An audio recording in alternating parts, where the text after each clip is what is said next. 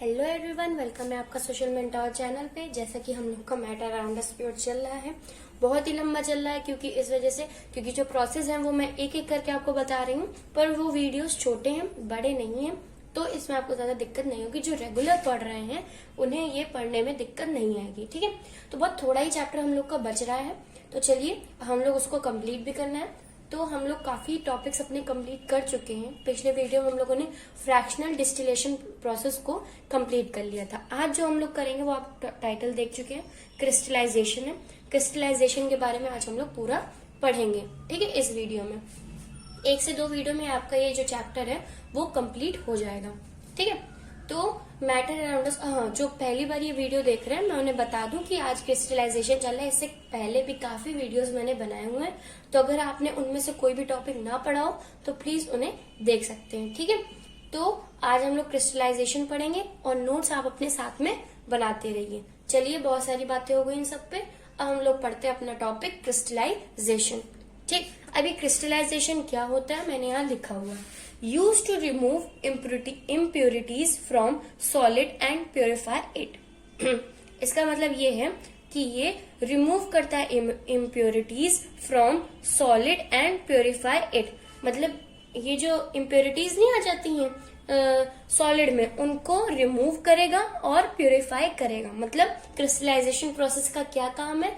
उसका ये काम है कि अगर आपकी सॉलिड में impurities आ गई हों और उसको आ गई हो तो रिमूव करना और उसे प्योरीफाई इट करना। प्योरीफाई इट मतलब साफ करना, निकाल देना और साफ कर देना।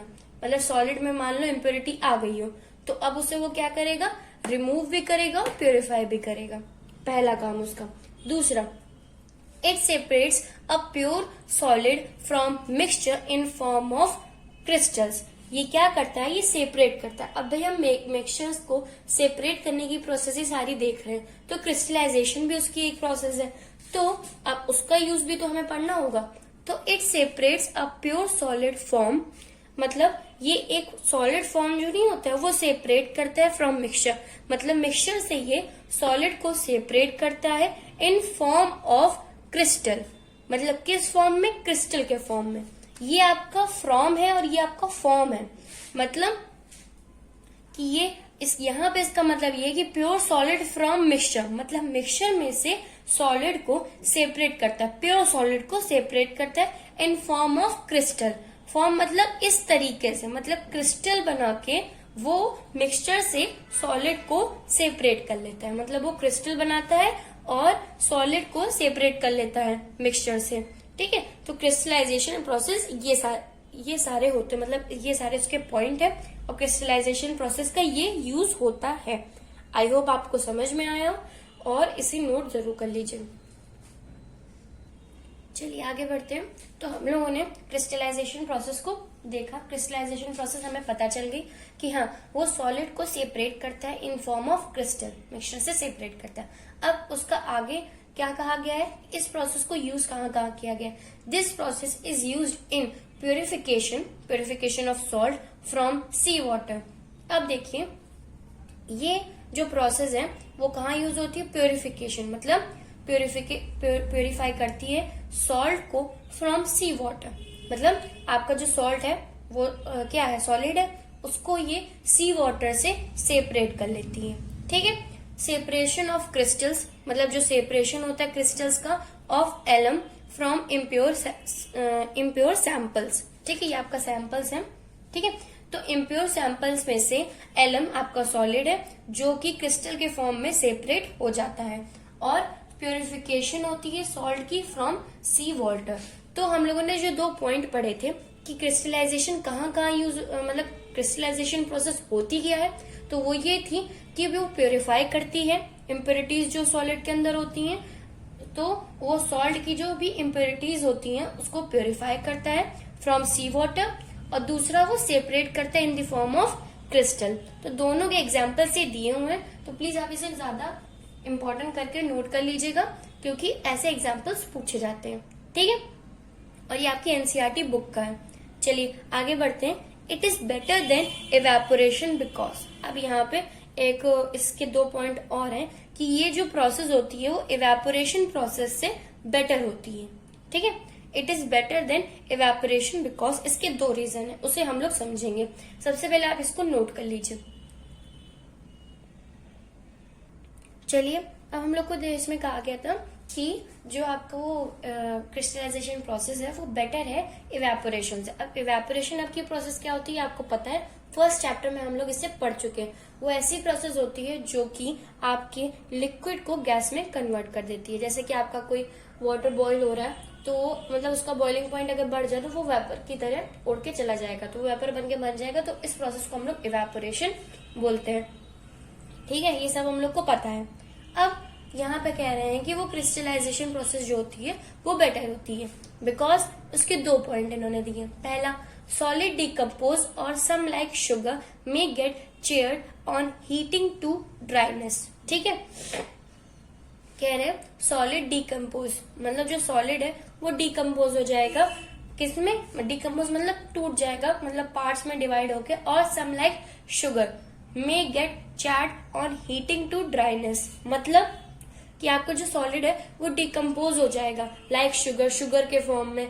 And may get charred on heating to dryness, और जल भी सकता है अगर उसे ज्यादा हीट किया जाए और ड्राइनेस किया जाए। मतलब सॉलिड आपका डिकम्पोज होगा और सम लाइक शुगर, मतलब जैसे सॉलिड डिकम्पोज होगा, ठीक है, like sugar. And may get charred on heating to dryness, और ये जल भी सकता है। ठीक है, तो क्रिस्टलाइजेशन प्रोसेस में क्या होगा, सॉलिड डिकम्पोज और some like sugar may get charred on heating, मतलब अगर उसे और जलाया, उसको हीट दिया जाए तो वो जल भी सकता है टू ड्राइनेस।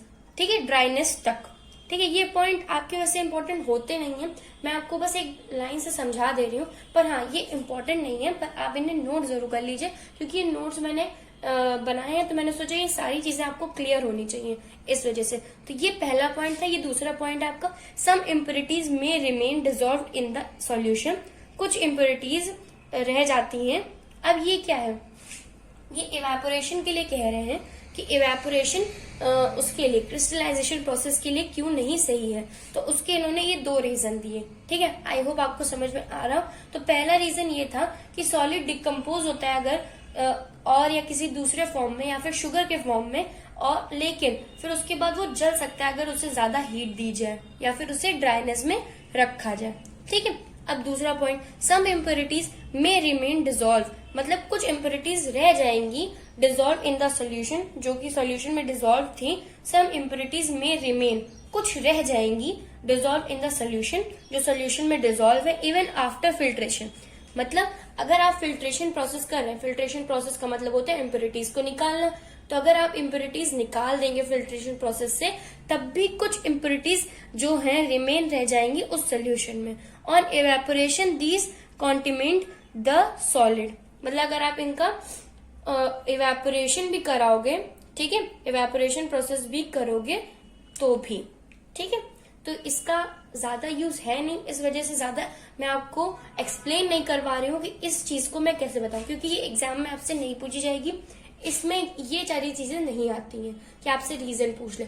बाकी मैंने इसे करा दिए, अगर कोई भी इम्पोर्टेंट क्वेश्चंस होंगे तो उनकी मैं वीडियो बना के क्वेश्चन सीरीज में दिखा दूंगी कि, और एक्सरसाइज के भी दिखा दूंगी कि ऐसे ऐसे क्वेश्चंस आते हैं, तो आपको क्लियर हो जाएगा। इस समय आपको सिर्फ समझना है कि कौन सी चीज क्या होती है, ठीक है। तो यहाँ पे हम लोगों का जो क्रिस्टलाइजेशन प्रोसेस थी वो कंप्लीट हो गई है, ठीक है।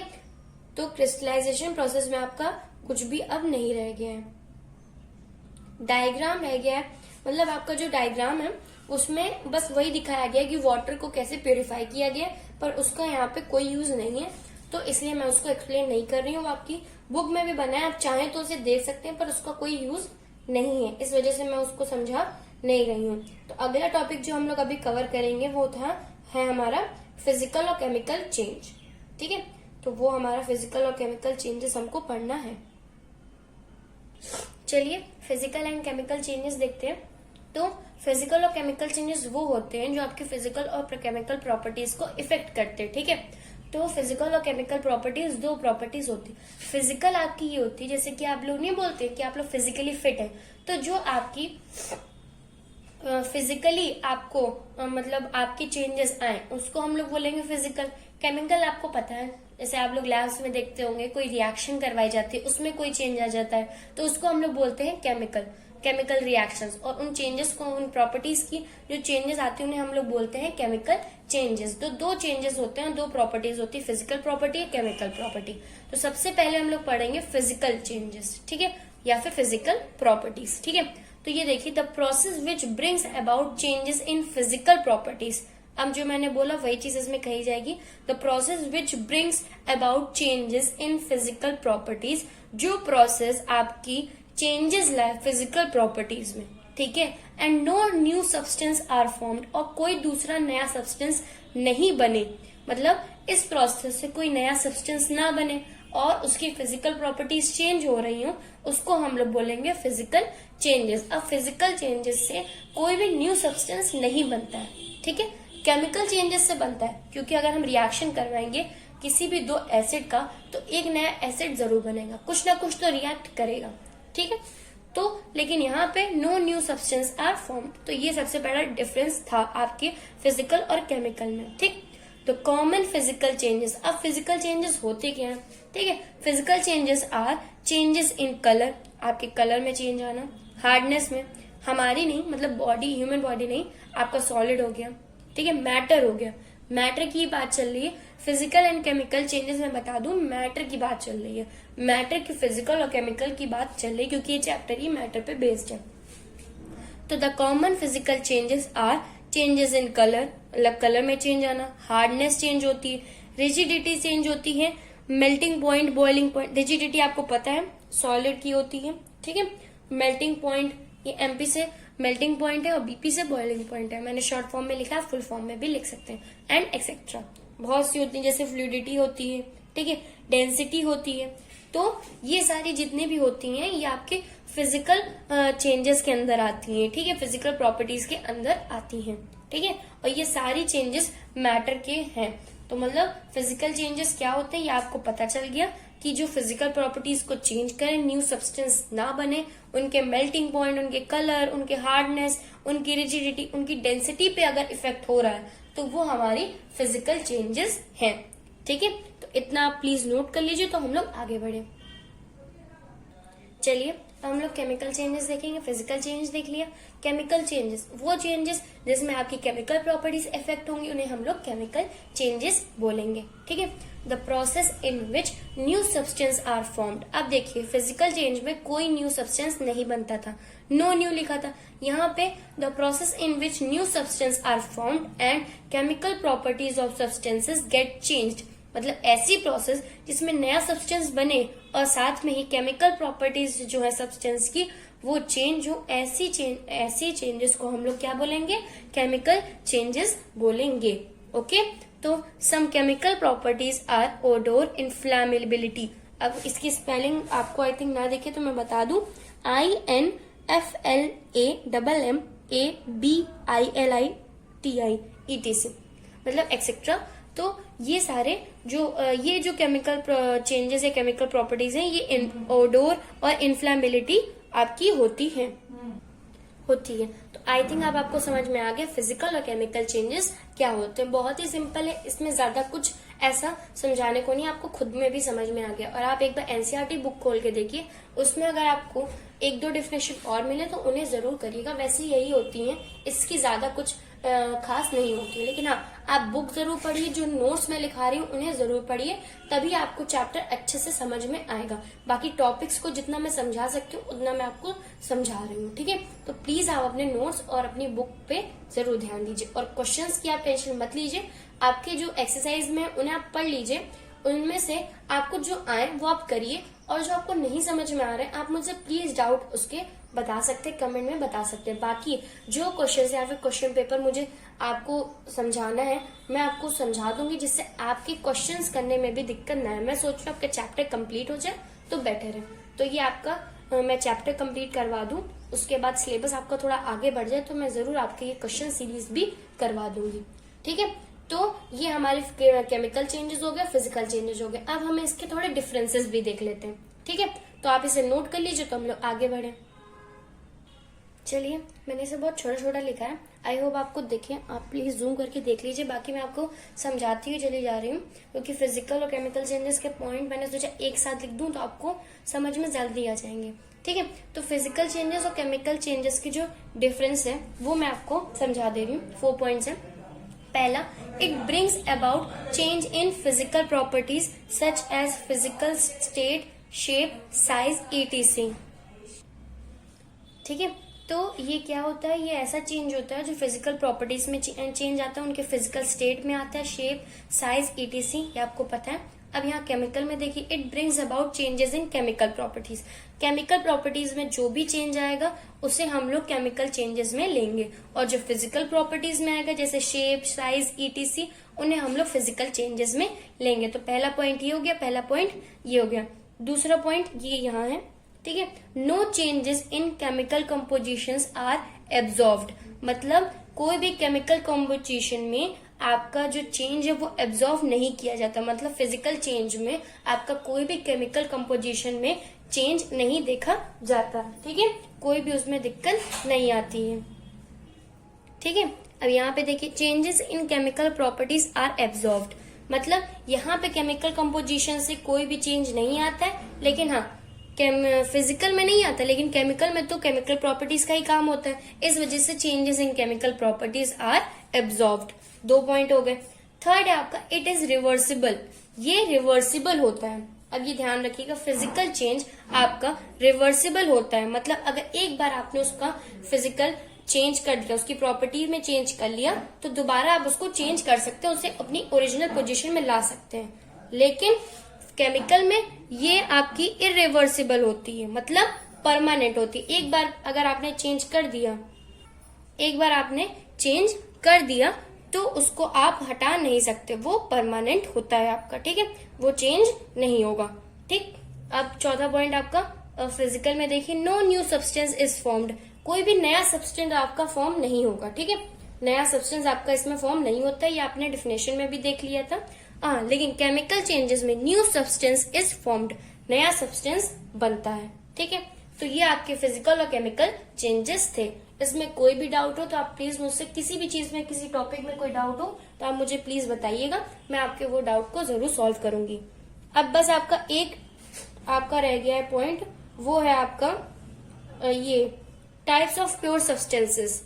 ठीक है, आपके प्योर सब्सटेंसेस जिसमें एलिमेंट्स और कंपाउंड्स हैं, उन्हें हम लोग अपने नेक्स्ट वीडियो में कंप्लीट कर लेंगे, और फिर ये आपका चैप्टर कंप्लीट हो जाएगा। ठीक है, तो फिर हम लोग अपने नेक्स्ट चैप्टर पे कंटिन्यू कर पाएंगे। चलिए, आज की वीडियो में इतना ही। आई होप आपको सारी चीजें समझ में आई हो, नोट्स आपने प्रॉपर तरीके से बना लिए हों, और कोई भी डाउट हो तो प्लीज मुझसे आप पूछ सकते हैं। चलिए, वीडियो अच्छी लगी हो तो प्लीज इसे लाइक करिएगा, शेयर करिएगा, सब्सक्राइब करिएगा। मिलते हैं नेक्स्ट वीडियो में, तब तक के लिए बाय।